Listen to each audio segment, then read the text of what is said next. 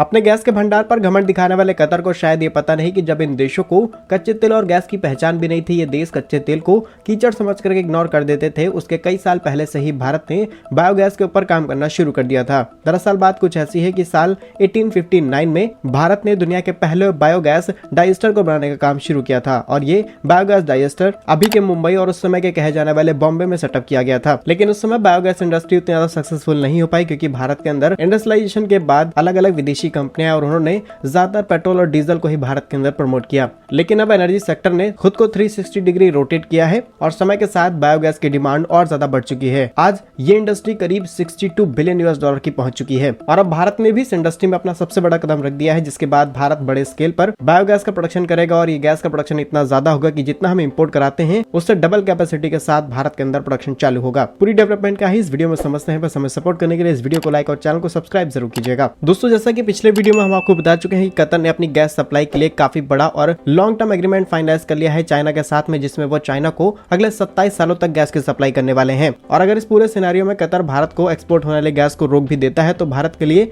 दिक्कत नहीं होगी। भारत किसी और देश यानी कि रशिया, यूएई, सऊदी अरेबिया या फिर अब वेनेजुएला से भी गैस खरीद सकता है। लेकिन हमारे हिसाब से भारत के लिए ये अल्टीमेट सॉल्यूशन नहीं होगा, क्योंकि जो हरकत आज कतर ने की है आगे चल के कोई और देश भारत के साथ इस तरीके की हरकतें कर सकता है। जहां पर ओवरऑल भारत का टारगेट ये है कि अब अपनी इस डिपेंडेंसी को पूरी तरीके से खत्म किया जाए और इस पूरी निर्भरता को ही खत्म करने के लिए आज भारत ने बड़ा फैसला लिया है। जहां पर कतर, पाकिस्तान और चीन जैसे देशों के साथ में अगले 25 से 30 सालों के लिए डील्स को फाइनलाइज कर रहा है, वहीं भारत ने अगले 10 सालों का टारगेट बनाया है कि हमारे जो भी गैसेस इंपोर्ट हैं उनको पूरी तरीके से रिड्यूस कर दिया जाएगा और सिर्फ 15% इंपोर्ट्स भारत के अंदर बचने वाले हैं। असल में कुछ समय पहले लॉन्च की गई sustainable alternative towards affordable transportation यानी कि सतत स्कीम को लॉन्च किया गया था, जिसके तहत भारत के अंदर agro waste, animal dung, agriculture reducers, municipal solid waste, sewage water, waste water, sugar, waste vegetable और पराली, जिसे इस समय पॉल्यूशन का बड़ा कारण बताया जा रहा है, इन सभी का इस्तेमाल करते हुए बायोफ्यूल्स प्रोड्यूस किए जाएंगे और इसके लिए भारत हर एक टेक्नोलॉजी की पार्टनरशिप करने के लिए तैयार है। लेकिन यहाँ पर भारत को किसी भी खास टेक्नोलॉजी के लिए किसी देश के साथ में पार्टनरशिप करने की जरूरत नहीं पड़ेगी, क्योंकि ऑलरेडी